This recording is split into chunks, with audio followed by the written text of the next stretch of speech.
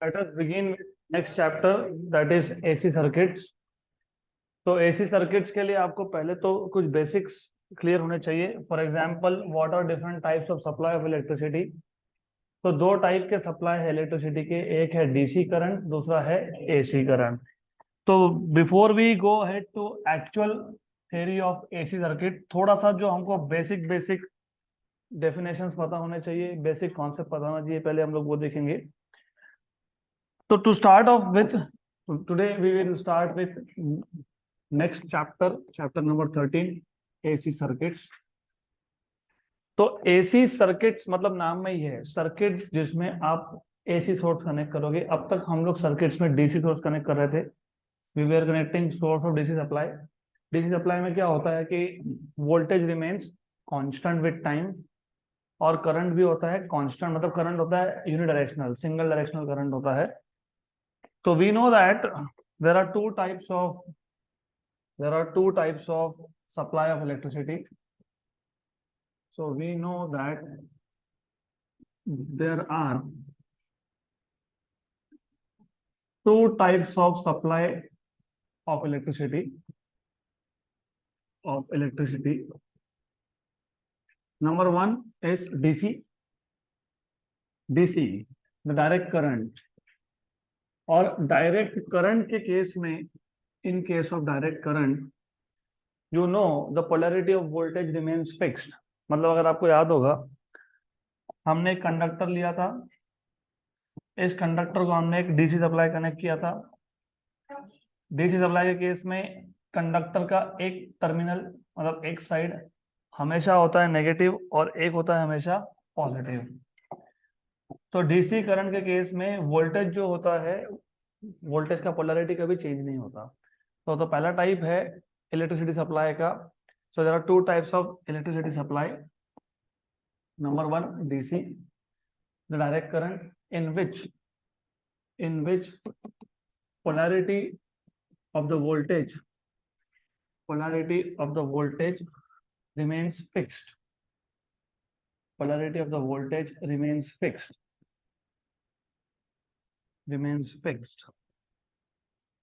That is, one end of the supply always remains positive while the other always remains negative. That means one end of the supply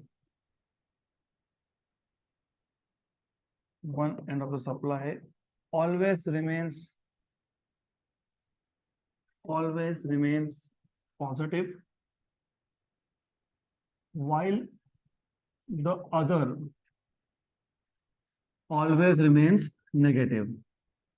while the other always remains negative. दूसरे type का supply है AC current. और AC current हमने recently introduce किया था. कब? जब हमने सेमीकंडक्टर्स में रेक्टिफिकेशन का प्रोसेस देखा था. तो रेक्टिफिकेशन का मतलब ही था to convert AC into DC. तो वहां पे हमने एसी जस्ट इंट्रोड्यूस किया था. आज हमको एसी इन डिटेल सीखना है. तो number two, second type of supply is AC supply. AC, the alternating current.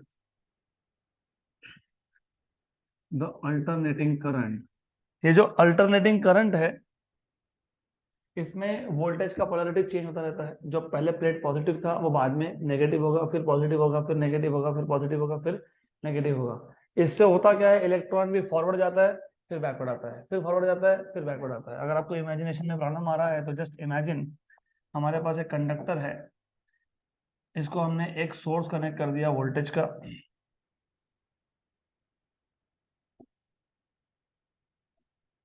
Then यहाँ पे एक बैटरी लगा दिया. डीसी में क्या था कि एक टर्मिनल हमेशा पॉजिटिव, एक हमेशा नेगेटिव. लेकिन एसी में पॉजिटिव नेगेटिव फ्लक्चुएट होता रहता है. तो this is said to be polarity is changing periodically. तो वोल्टेज का जो पोलैरिटी है, इट इज चेंजिंग पीरियडिकली. तो द एसी करंट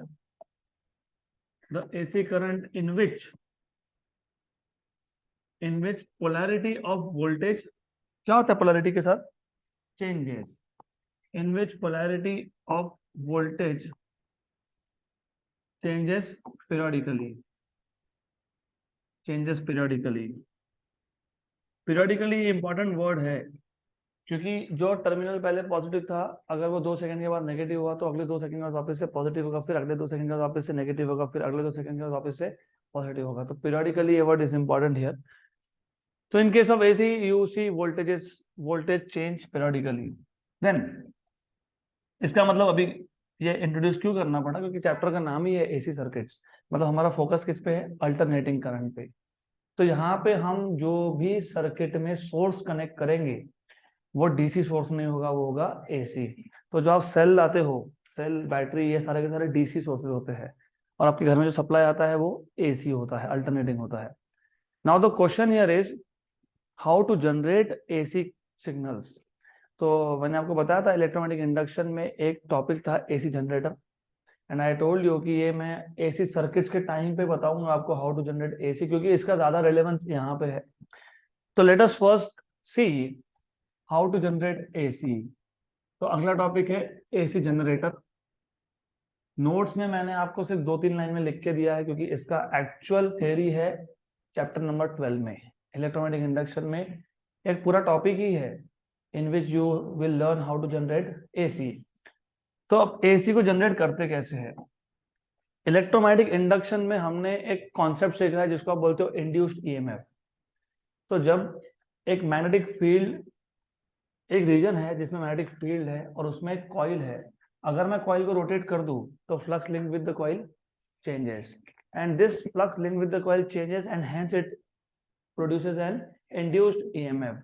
तो वो जो इंड्यूस्ड ईएमएफ प्रोड्यूस होगा, अगर कॉइल को एक पर्टिकुलर तरीके से रोटेट करोगे तो जो ईएमएफ इंड्यूस होता है वो अल्टरनेटिंग ईएमएफ होता है। तो we will see how to produce AC. इसके लिए एक सिंप्लीफाइड एग्जांपल लेंगे। We will take a coil, let us say मेरे पास एक रेक्टेंगुलर कॉइल है।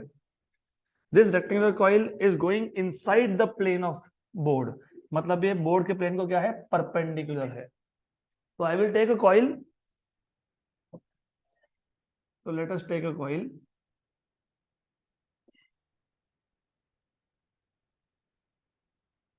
And as you can see ये कॉइल कहां जा रहा है, inside the plane of board.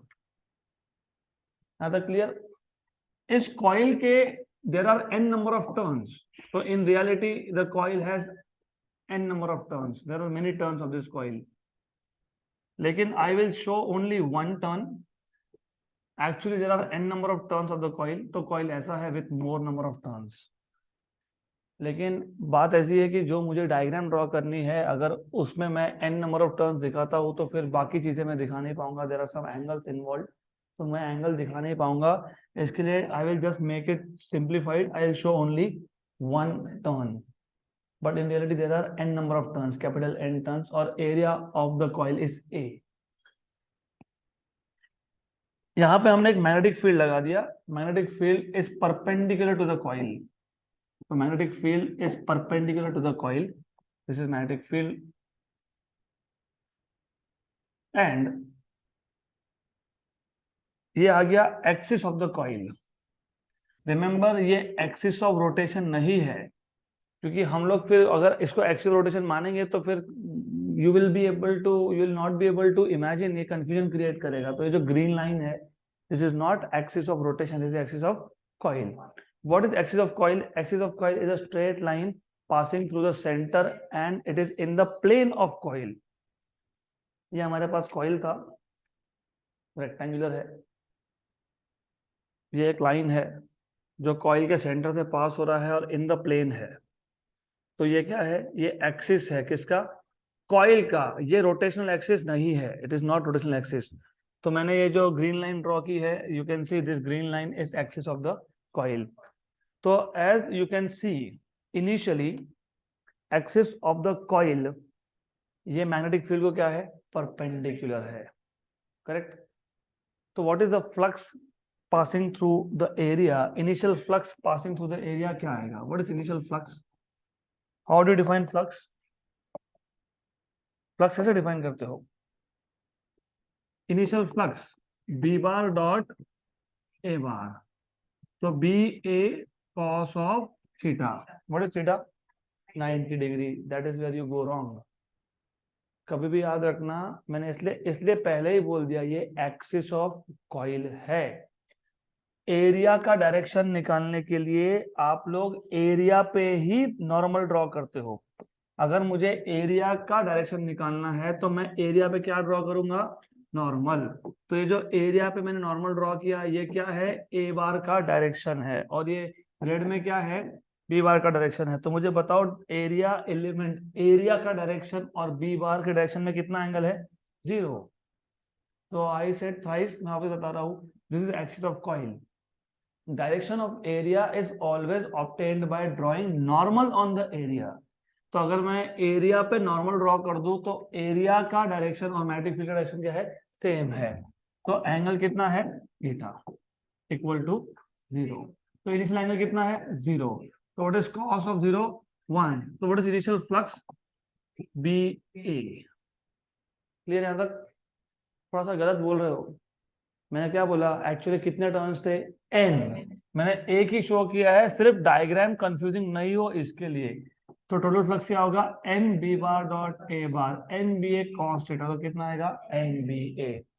This is initial flux.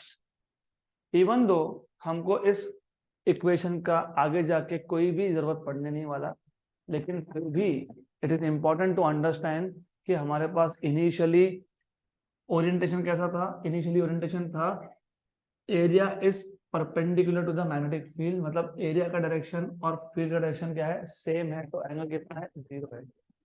इस केस में मैक्सिमम फ्लक्स पास होता है, क्योंकि डेफिनेशन में ही था, how do define flux, the total number of field lines passing through area normal to it.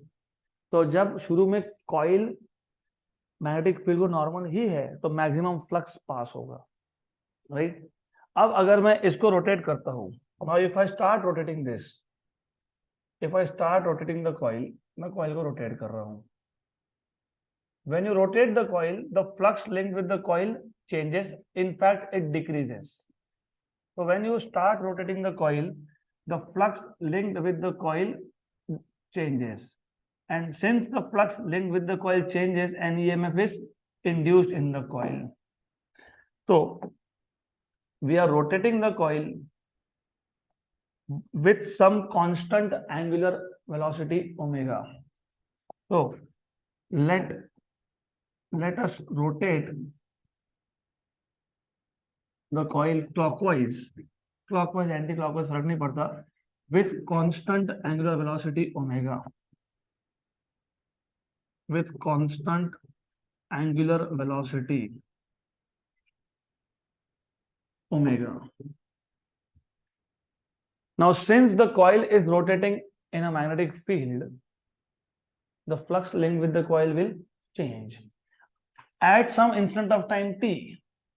एक t टाइम इंस्टेंट पे the angle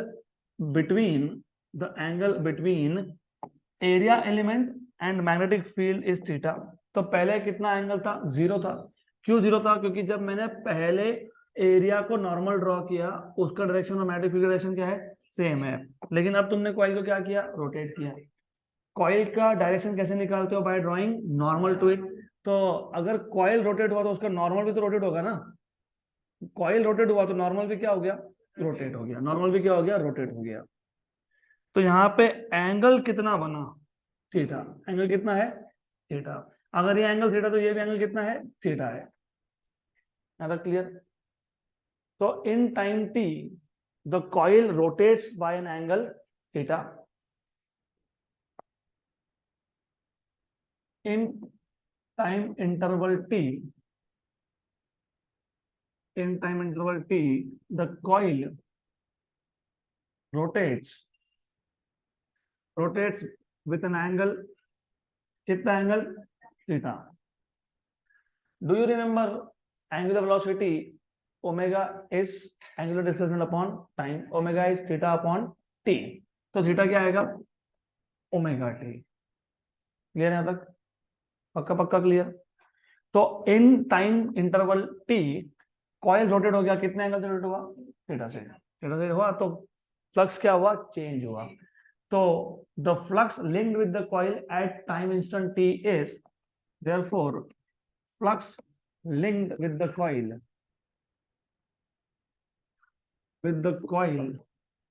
after time t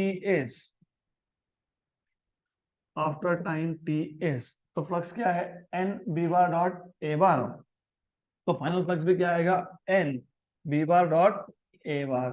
तो ये आ जाएगा N B A cos of theta, लेकिन इनिशियल एंगल जीरो था, ये angle क्या था, इनिशियल था, कितना था, जीरो था। क्यों जीरो था, क्योंकि एरिया और B are in same direction, लेकिन रोटेशन करने के बाद एरिया और B they are not in same direction but they have angle theta between them. तो यहाँ पे क्या लिखोगे, theta. But what is theta, omega T. तो what is final flux, N B A cos of omega T. हम इस final flux को बोल देते हैं phi. So therefore what is flux, N B A cos omega T. Clear है बस। तो अब तक तो मैंने सिर्फ तुमको इतना बताया है कि कॉइल है, कॉइल का परपेंडिकुलर और magnetic field direction initially same है। अब तुम कॉइल को रोटेट कर रहे हो विद स्पीड ओमेगा, तुम कॉइल को रोटेट करोगे विद स्पीड ओमेगा तो फ्लक्स चेंज होगा। टाइम इंस्टेंट टी पे कितना फ्लक्स है, N B A cos omega T. लेकिन जब एक कॉइल रोटेट हो रहा था तो flux link with the coil is changing. If the flux link with the coil changes, EMF is induced. Therefore EMF induced in the coil is given bye EMF induced in the coil is E equal to minus d phi by dt. तो equal to minus d d t of phi. Phi क्या है, N B A cos of omega t. N constant, B constant, A constant. ऐसा क्यों बोल रहा हूं मैं, क्योंकि एक बार तुमने कॉइल बना लिया तो बना लिया, नंबर ऑफ टर्न्स तुम चेंज नहीं कर सकते हो।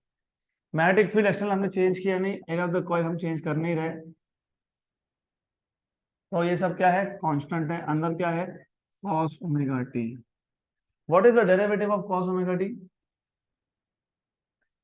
साइन की minus sine, minus sine omega T into derivative of omega T is omega. तो इंड्यूस ईएमएफ क्या आ गया, minus minus plus, N B A omega sine omega T, equation number 1। तो एज यू कैन सी, ये जो induced EMF है इसमें क्या है, साइन है। साइन वेव क्या होता है, जीरो से मैक्सिमम, फिर जीरो, फिर नेगेटिव मैक्सिमम, फिर जीरो, फिर मैक्सिमम, फिर जीरो, फिर नेगेटिव मैक्सिमम। मतलब हाफ साइकिल में पॉजिटिव होता है और हाफ साइकिल में नेगेटिव होता है। तो हम यहाँ पे कौन सा टॉपिक पढ़ रहे थे, एसी जनरेटर। तो आपने देखा कि कॉइल को सिर्फ एक मैग्नेटिक फील्ड में रोटेट करने से उसका फ्लक्स चेंज हुआ, फ्लक्स चेंज होने की वजह से उसमें ईएमएफ इंड्यूस हुआ, और ईएमएफ इंड्यूस में क्या आ गया, साइन है। तो साइन तो अल्टरनेटिंग है, तो फिर ये ईएमएफ कौन सा है, अल्टरनेटिंग है। तो आपको अगर अल्टरनेटिंग ईएमएफ प्रोड्यूस करना हो तो क्या करना पड़ेगा, कॉइल को रोटेट करना पड़ेगा, किसमें, एक्सटर्नल मैग्नेटिक फील्ड में। तो इफ यू रोटेट, इसका मतलब rotating coils do produce alternating alternating EMF, alternating voltages. यहाँ तक क्लियर। अब दूसरी एक चीज है कि अल्टरनेटिंग मतलब साइन वेव है, तो आपको पता है कि साइन में एक मैक्सिमम वैल्यू होती है जिसको आप बोलते हो पीक वैल्यू, और जीरो होता है, फिर पीक होता है, फिर जीरो होता है, फिर नेगेटिव पीक होता है, फिर जीरो होता है। तो अभी हमारा टास्क क्या है, to find out peak value. Peak value मतलब क्या, मैक्सिमम वैल्यू। तो ईएमएफ का वैल्यू मैक्सिमम कब होगा, ईएमएफ किस पर डिपेंड करता है, एन पे, बी पे, ए पे, ओमेगा पे। एन कांस्टेंट है, नंबर ऑफ टर्न्स तो कांस्टेंट है ना, बी कांस्टेंट है, एयर ऑफ कॉइल भी कांस्टेंट है, ओमेगा भी कांस्टेंट है। तो किस पे डिपेंड करता है, साइन ओमेगा टी पे।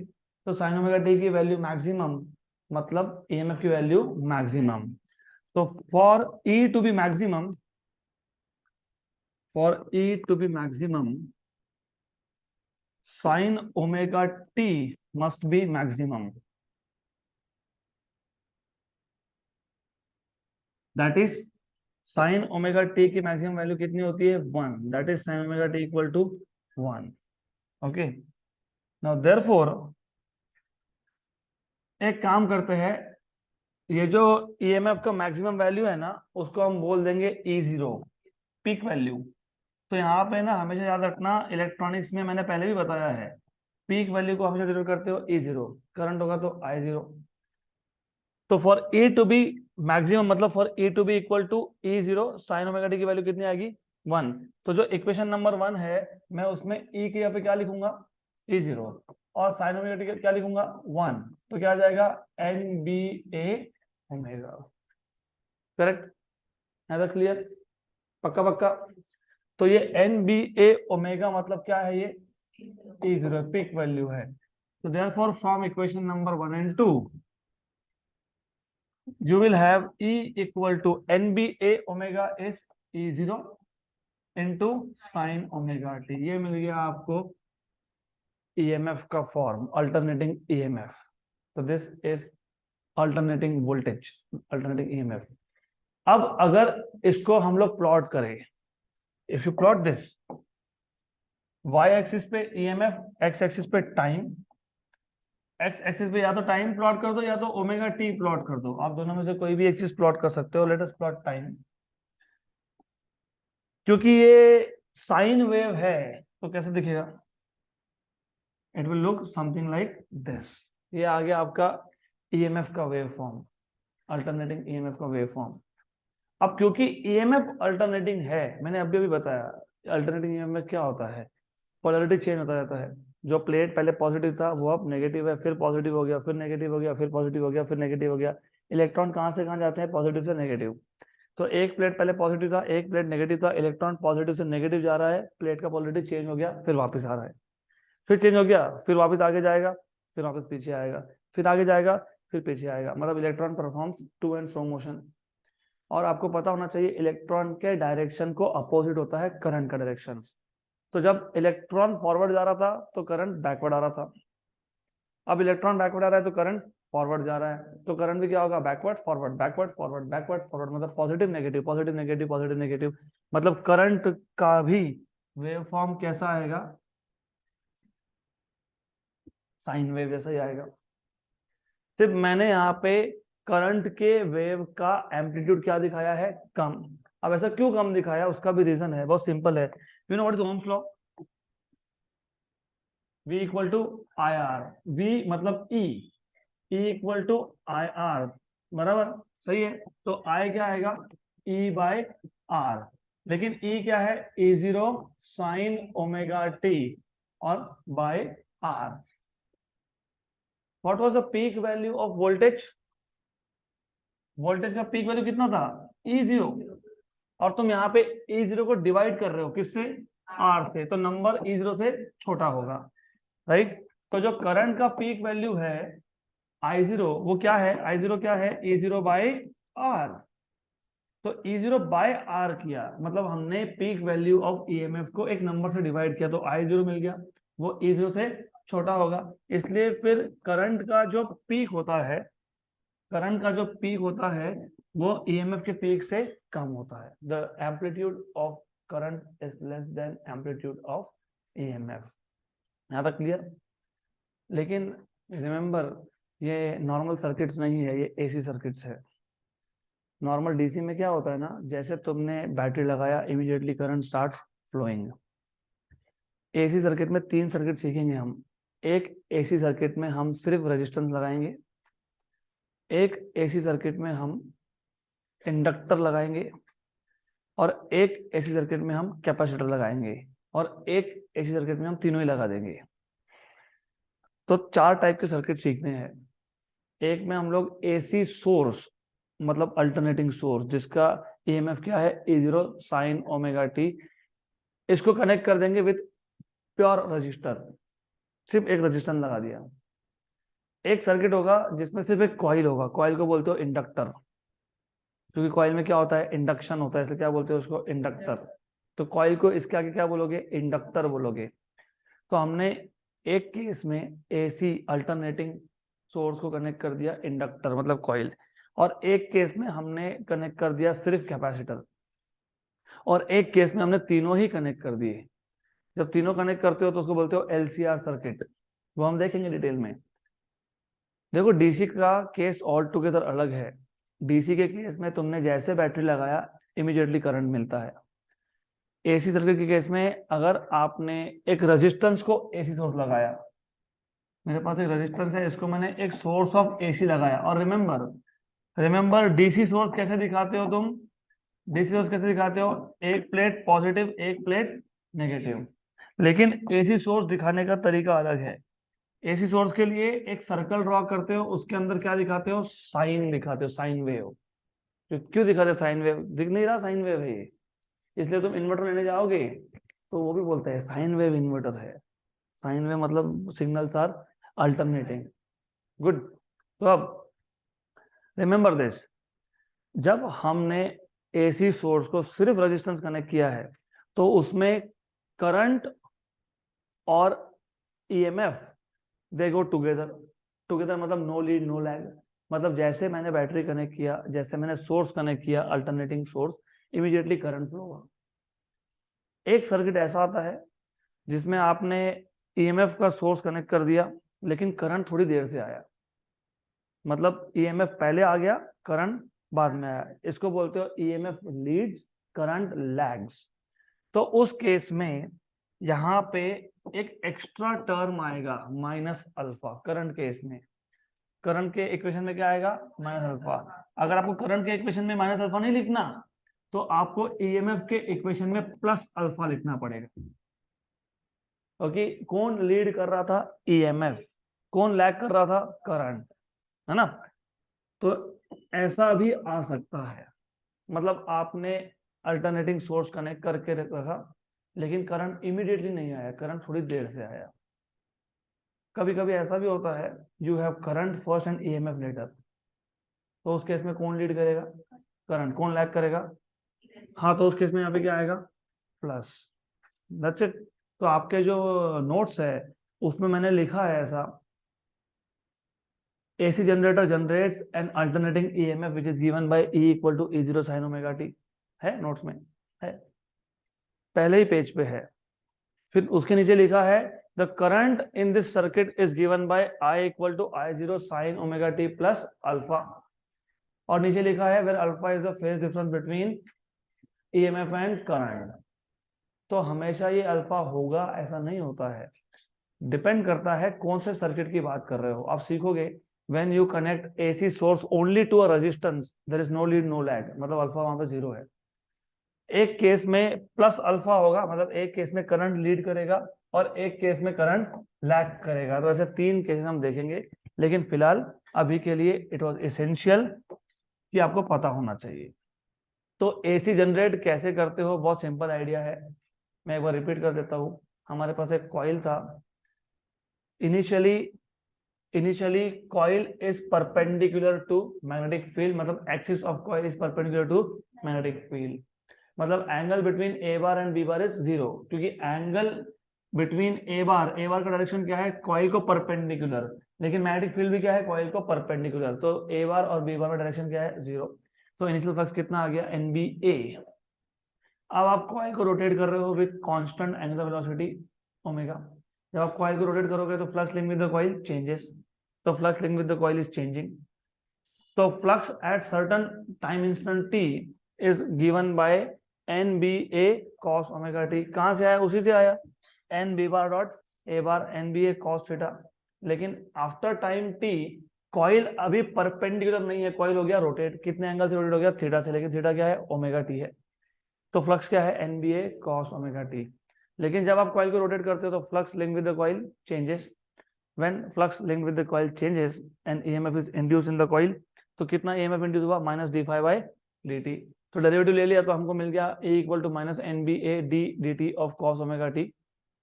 उसका डेरिवेटिव कितना आ गया? Minus sine omega T into omega. तो EMF इंड्यूस मिल गया आपको NBA omega sine omega T. तो हमको यहाँ से समझ में आ गया कि जो इंड्यूस EMF है वो साइन वेव है, मतलब ये ऑल्टरनेटिंग सिग्नल है। तो जनरेट हो गया AC, इसलिए टाइटल था AC जनरेटर। तो हमने AC सिग्नल जनरेट कर लिया। अगर EMF अल्टरनेटिंग है, मतलब वोल्टेजेस की वैल्यू जीरो से मैक्सिमम, फिर जीरो, फिर मिनिमम, फिर जीरो हो रहा है, मतलब यहाँ पे मुझे अब पीक वैल्यू, मैक्सिमम वैल्यू पता होना चाहिए। तो पीक वैल्यू फाइंड करने के लिए हमको दिख रहा था कि E किस पे डिपेंड करता है? N पे, B पे, A पे, ओमेगा पे और साइन ओमेगा T पे। N कांस्टेंट था, B कांस्टेंट था, A कांस्टेंट था, ओमेगा भी कांस्टेंट था, तो वेरिंग कौन था? साइन। तो ईएमएफ की वैल्यू मैक्सिमम कब होगी, जब साइन की वैल्यू मैक्सिमम होगी। साइन की वैल्यू मैक्सिमम कितनी होती है, 1। तो when you put sin omega t equal to 1 you get E equal to E0। तो E0 equal to NBA omega. तो ये NBA ओमेगा की जगह पे क्या लिखोगे, E0। तो इक्वेशन क्या बन गया, E equal to E0 sin omega t। अब अगर वोल्टेज ही अल्टरनेटिंग है तो करंट भी अल्टरनेटिंग होगा। तो करंट कैसे फाइंड करते हो, I equal to E by R. सही है। तो I equal to E by R, E0 by R sine omega T. तो E0 बाई आर क्या बन गया, I0। I0 क्या है, पीक वैल्यू ऑफ करंट। सिर्फ मैंने एक्स्ट्रा यहाँ पे प्लस अल्फा क्यों लिखा है, एक्चुअली नहीं लिखना चाहिए, इस केस में नहीं लिखना चाहिए, लेकिन क्यों लिखा है, क्योंकि हो सकता है कि करंट और वोल्टेज दे आर लीडिंग और लैगिंग ईच अदर। तो अगर नो लीड नो लैग है तो अल्फा की वैल्यू 0। अगर करंट लीड कर रहा है तो प्लस अल्फा, अगर करंट लैग कर रहा है तो माइनस अल्फा। ओके, यहां तक क्लियर, इज दिस क्लियर। अब कम से कम 3 से 4 ऐसे टॉपिक है जिसमें हमने कुछ एडिशनल पैरामीटर डिफाइन किए हैं just for the sake of comparison. जैसे मुझे 2 हीट इंजन को कंपेयर करना है अगर, तो हमने इफिशियंसी डिफाइन कर दिया था, work output upon heat input. तो मेरे पास अगर 2 इंजन है, मुझे कंपेयर करना है कि कौन सा इंजन अच्छा है, राइट। तो हम बोलेंगे जिसका एफिशिएंसी हाई है। 2 इंजन है, एक का एफिशिएंसी 0.9 है, एक का एफिशिएंसी 0.6 है, तो ज्यादा वर्क आउटपुट किसका है, 0.9। सिमिलरली ट्रांजिस्टर को कंपेयर करने के लिए हमने करंट गेन नाम का फैक्टर डिफाइन किया था, alpha and beta, alpha DC and beta DC, IC by IE and IC by IB। तो कौन सा ट्रांजिस्टर कितना आपको यूजफुल है वो बताने के लिए आप डिफाइन करते हो alpha DC and beta DC. Similarly rectifiers को कंपेयर करने के लिए कि कौन सा डायोड अच्छे से रेक्टिफिकेशन करेगा, उसके लिए क्या डिफाइन किया था, रिपल फैक्टर।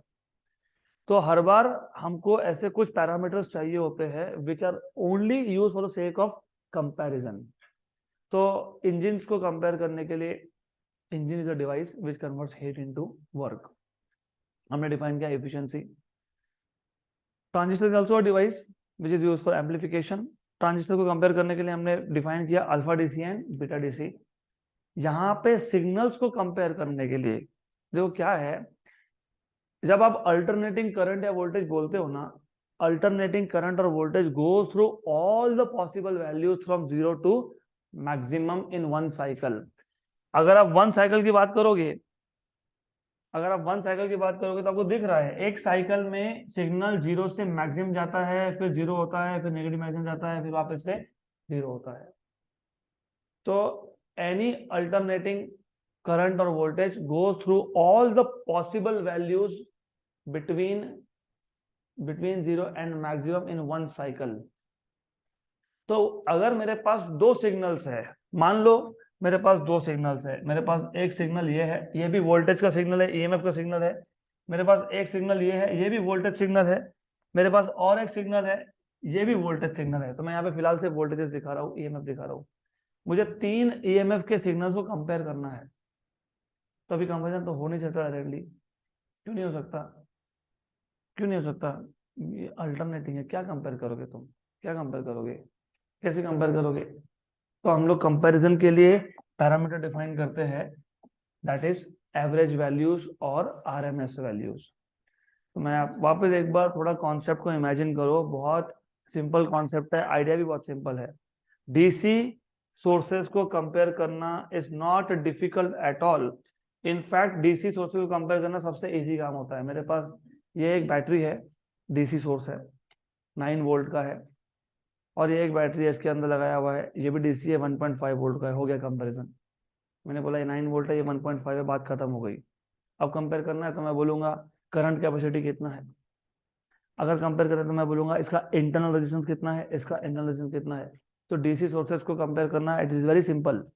लेकिन क्योंकि एसी में एक वैल्यू फिक्स है ही नहीं, वैल्यू से चेंज होते जा रही है बार बार, तो उसको कंपेयर करने के लिए हम डिफाइन करते हैं एवरेज वैल्यू और मीन वैल्यू। ये एक दूसरा है RMS value.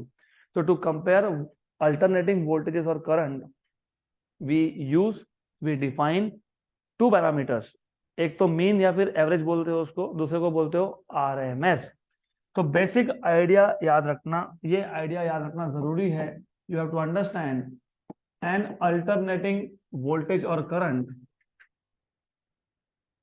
an alternating voltage or current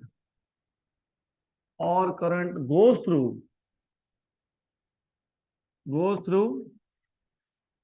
through all possible values in one cycle, all possible values in one cycle, hence to compare alternating voltage or current,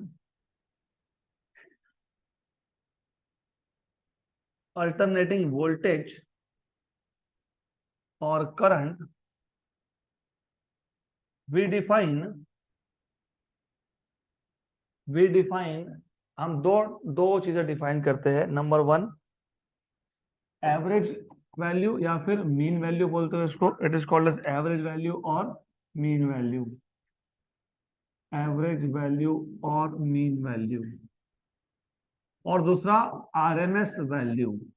हम फिलहाल हमारा focus रखेंगे average value पे. और एवरेज वैल्यू कभी भी half cycle पे define होता है, फुल साइकिल पे नहीं. क्यों नहीं? सिंपल है, एक्सट्रीमली सिंपल है. अगर आपको ग्राफ पता है, अगर आपको बेसिक मैथ्स पता है तो फिर हो गया. You know what is period of a sine wave? ज्यादा हाईफाई लैंग्वेज पूछ लेता हूँ ना मैं. Period of a sine wave, sine का वैल्यू वापस कितने एंगल के बाद रिपीट होगा उसको बोलते हैं period. What is sine 0? 0. What is sine 2 pi? 0. What is sine 4 pi? 0. What is sine 6 पाई? 0. बराबर. What is sine 90? 0 होता है. 90 1 होता है. वापस से 1 कब आएगा? एक चक्कर कंप्लीट करने के बाद, मतलब 360 डिग्री के बाद, मतलब 2 पाई के बाद. साइन 90 होता है साइन पाई बाई 2 1. तो pi by 2 plus 2 pi 3 pi by 2 5 pi by 2 7 pi by 2 9 pi by 2 11 pi by 2. तो हर 2 पाई के बाद साइन की वैल्यू क्या हो रही है? रिपीट हो रही है. चेंज नहीं हो रही है, रिपीट हो रही है. चेंज तो 0 से 90 में चेंज हो गई, 90 से 180 में चेंज हो गई, 180 से 270 में चेंज हो गई, 270 से 360 में चेंज हो गई. लेकिन 0 और 360 पे वैल्यू क्या है? सेम है.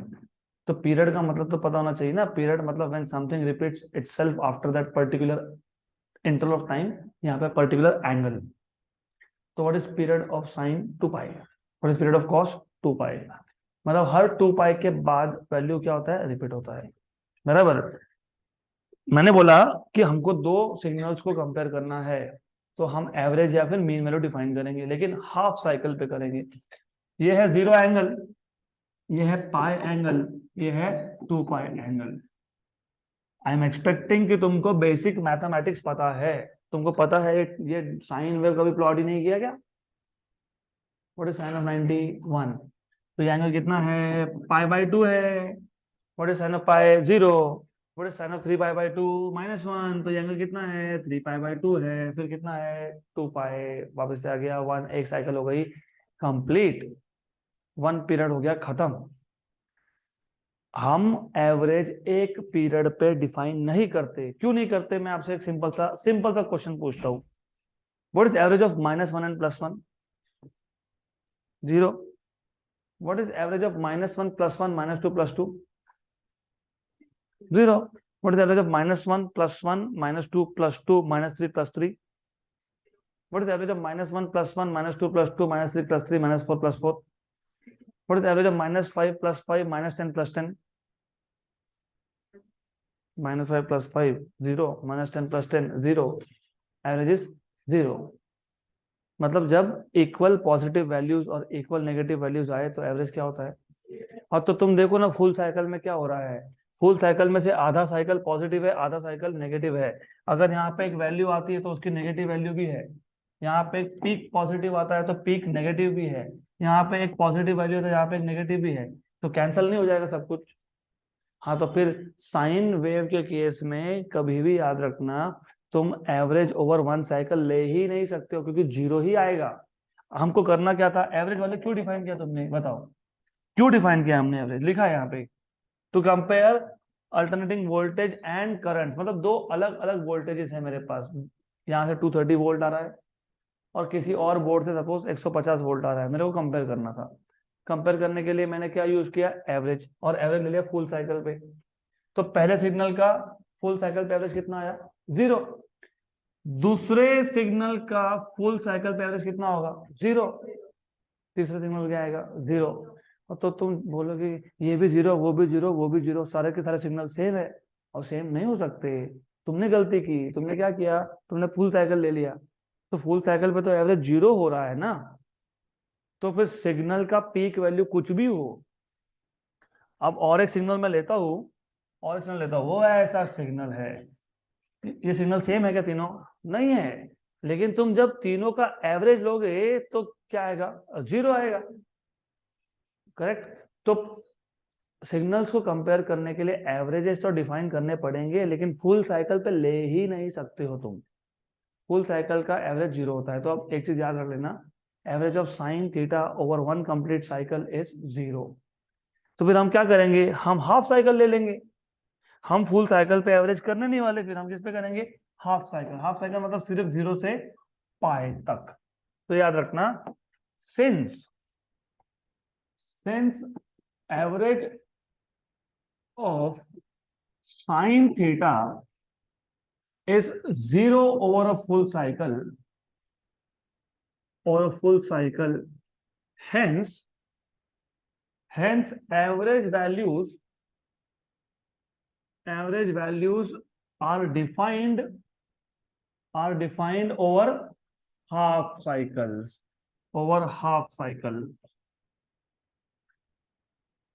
है तो क्लियर। अब हमको फाइंड करना है ईएमएफ का एवरेज। तो सबसे पहले समझ लो कि इलेक्ट्रॉनिक्स में एवरेज को डिनोट करने का तरीका अलग है। कई जगह पे एवरेज को डिनोट करते हैं ई बार, ये वेक्टर नहीं है, ये एवरेज है, मीन है। कई जगह पे लिखते हैं ई एम, ई मीन।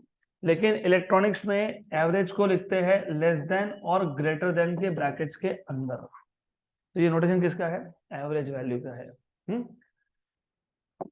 हमको चाहिए एवरेज। चलो ईएमएफ का एवरेज तो बाद में बात करेंगे, मेरे को बताओ जनरल एवरेज कैसे निकालते हो नंबर्स का। अगर मैंने आपको बोला मेरे पास 4 नंबर है, 1 2 3 4, बताओ एवरेज कैसे निकालोगे। Sum of all the numbers divide by total numbers, 1 + 2 + 3 + 4 / 4। Very good, right. तो यहाँ पे भी तो वही करना है तुमको। यहाँ पे भी तुमको हाफ साइकिल पे ईएमएफ के सारे वैल्यूज को ऐड करना है। हाफ साइकिल पे ईएमएफ के सारे वैल्यूज को ऐड करना है और डिवाइड बाय टोटल नंबर करना है। तो वो कैसे करोगे, सबसे पहले तो आपको किसका निकालना है, ई का। लेकिन ई का फॉर्म क्या था, E0 sin ωt था ना ऐसा, हाँ यस था। और मैथ्स में कांस्टेंट, डेरिवेटिव के, इंटीग्रेशन के, सबके, एवरेज के भी बाहर, क्योंकि कांस्टेंट तो कांस्टेंट है। मुझे बताओ what is the average of 2, what is average of 5। अब तो कांस्टेंट है, उसका एवरेज क्या आएगा, वही आएगा। E0 क्या है, पिक वैल्यू है। पिक वैल्यू मतलब मैक्सिमम वैल्यू। मैक्सिमम वैल्यू क्या होता है, कांस्टेंट होता है। तो इसको बाहर निकालो पहले, इसको बाहर निकाल लो। इसका कोई एवरेज होगा नहीं, उसका एवरेज वही आएगा। तो किसका एवरेज आएगा, साइन ओमेगा टी, बराबर। लेकिन ओमेगा टी क्या था, थीटा था कि नहीं थीटा। हाँ तो मैं इसको क्या लिख सकता हूँ, साइन ऑफ थीटा, बराबर, सही है। अगर मैं आपसे पूछता हूं, मुझे बताओ what is average of sine theta over half cycle, तो तुम क्या करोगे, आप लोग साइन 0 लोगे, उसकी वैल्यू लोगे 0, फिर साइन ऑफ π/4 लोगे, 30 लोगे, साइन 30 इज 1/2, बराबर। उसके बाद लोगे साइन 45 1/√2, फिर लोगे साइन 60 √3/2, फिर लोगे साइन 90, फिर लोगे sine 120, sine 135, sine 150, sine 180। Half cycle खत्म हो गया। इन सारे वैल्यू को क्या करोगे, ऐड करोगे और डिवाइड बाय क्या करोगे, टोटल एंगल। तुमने कहां से कहां तक किया, 0 से 180, तो व्हाट इज टोटल एंगल, 180। 180 को रेडियन में कितना लिखते हो, पाए, तो डिनोमिनेटर में क्या आएगा, पाए। तो डिनोमिनेटर में क्या आएगा, पाई आएगा। तो वही तो प्रोसेस तुम कर रहे हो ना, एवरेज का प्रोसेस क्या था, ये था नंबर्स को ऐड करना डिवाइडेड बाय टोटल नंबर्स। तो यहाँ पे भी तो तुम वही कर रहे हो, सिर्फ तुमको ये पता होना चाहिए कि यहाँ पे ना एडिशन को लिखते हैं इंटीग्रेशन। तुम किस पे इंटीग्रेट कर रहे थे, साइन थीटा पे। कहां से कर रहे थे, 0 से कहां तक कर रहे थे, और नीचे क्या था, टोटल एंगल था। तो टोटल एंगल मतलब किस पे इंटीग्रेशन हो रहा है, सिर्फ एंगल पे। कहां से हो रहा है, कहां तक हो रहा है। तो वही चीज है, ये कुछ नया नहीं है, इट्स द सेम थिंग, सिर्फ लिखने का तरीका अलग है यहाँ पे। तो ये वही है जो तुम अब तक करते आए हो। इंटीग्रेशन कब लिखते हैं, जब कंटिन्यूअस वैल्यूज हो।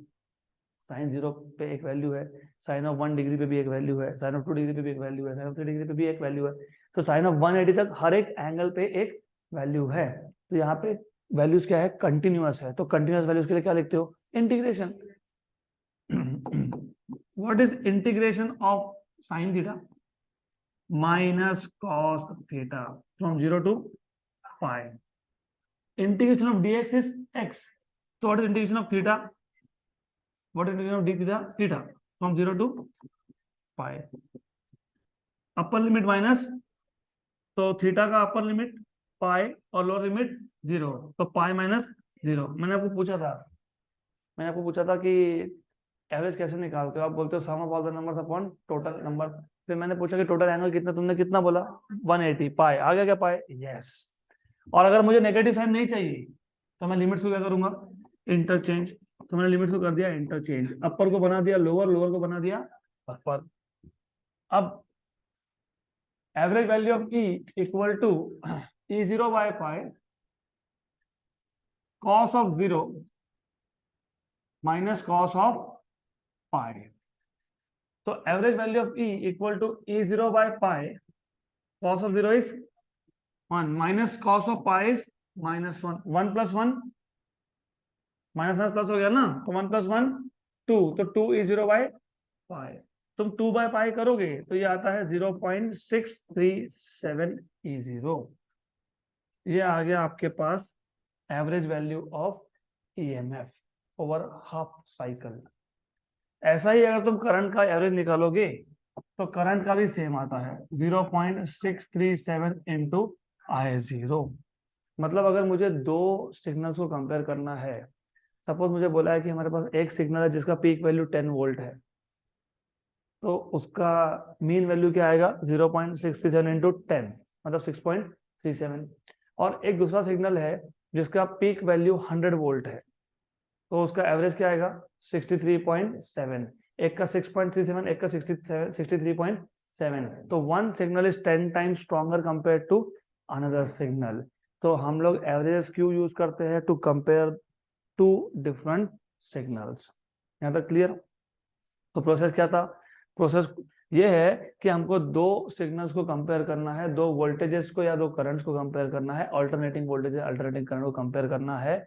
तो कंपेयर करने के लिए हम डिफाइन करते हैं एवरेज वैल्यू, जिसको मीन वैल्यू भी बोलते हो, अदरवाइज आरएमएस वैल्यू। आरएमएस हम लोग आएंगे उस पर, फिलहाल मैंने एवरेज या मीन बताया। लेकिन दिक्कत ये थी कि हम एवरेज या मीन वैल्यू एक फुल साइकिल पे नहीं ले सकते, क्योंकि साइन वेव है। साइन वेव अगर फुल साइकिल पे एवरेज करोगे तो एक हाफ साइकिल पॉजिटिव है, एक हाफ साइकिल कैंसिल हो जाएगा वो, तो एवरेज कितना मिलेगा 0। तो इसलिए साइन का एवरेज हमेशा हाफ साइकिल पे होता है, ऑलवेज फॉर हाफ साइकिल। तो एवरेज कैसे निकालते हैं, addition of numbers divided by total number of readings. यहाँ पे हमारे पास EMF की वैल्यू है 0 से मैक्सिमम वापस से 0, और टोटल नंबर ऑफ रीडिंग्स है 0 से 180 डिग्री तक, मतलब 0 टू पाई।